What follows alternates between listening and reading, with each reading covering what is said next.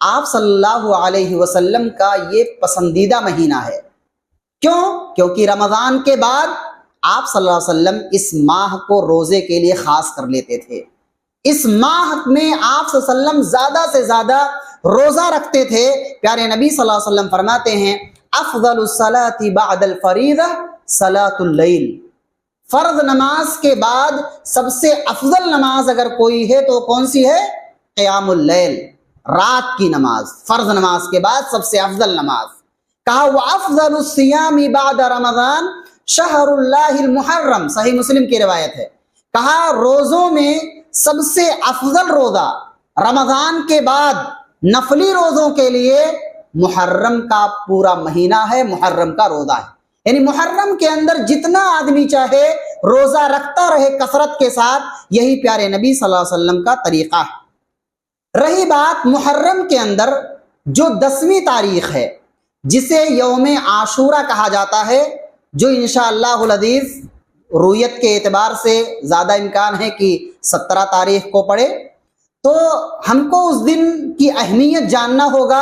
ماہ محرم کے اندر جو یوم عاشورہ ہے، 10ویں محرم ہے، یہ بڑی ہی تاریخی حیثیت کا حامل ہے۔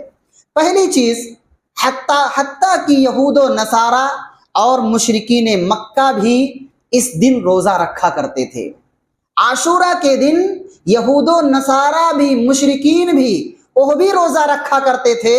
یہ اس ماہ کی دلیل ہے اور عظمت کی دلیل ہے۔ ام المومنین عائشہ رضی اللہ عنہ کہتی ہیں کان یوم عاشورہ، یوم عاشورہ کے دن قریش زمانے جاہلیت میں روزہ رکھتے تھے۔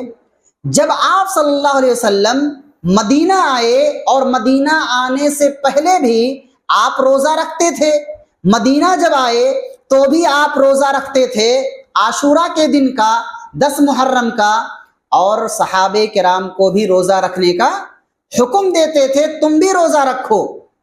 لیکن جب رمضان کا روزہ فرض کر دیا گیا تو آپ نے اسے ترک کر دیا، اس کے اہتمام کو ترک کر دیا۔ یعنی آپ نے اعلان کیا من شاء منکم صام، جو آدمی چاہے روزہ رکھے، جو چاہے نہ رکھے۔ یعنی گویا کی فرضیت ساقط ہو گئی، ورنہ رمضان سے پہلے یوں سمجھیے آپ کا حکم تھا، فرض تھا عاشورہ کے دن روزہ رکھنے کا۔ ابن عباس رضی اللہ عنہما بیان کرتے ہیں کہ یوم عاشورہ کی جو تاریخ ہے، یہ حق کی باطل پر فتح مبین ہے، حق کو کامیابی ملی ہے اس دن۔ عاشورہ کے دن کو حق ظاہر ہو گیا ہے۔ کیسے؟ ابن عباس رضی اللہ عنہما کہتے ہیں نبی صلی اللہ علیہ وسلم جب مدینہ آئے تو دیکھا کہ یہود بھی روزہ رکھتے ہیں، تو پوچھا اے یہود ما ھذا اليوم الذی تصومونہ، یہ کس دن کی بنیاد پر تم 10 محرم کا روزہ رکھتے ہو؟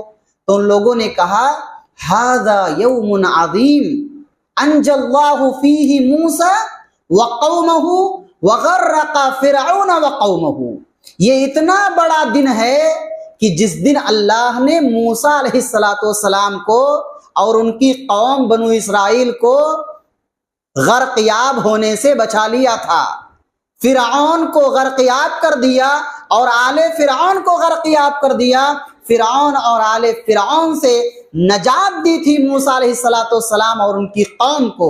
یہ محرم کی 10 تاریخ ہے یوم عاشورہ، یہ اتنا عظیم دن ہے، اس بنیاد پر ہم روزہ رکھتے ہیں۔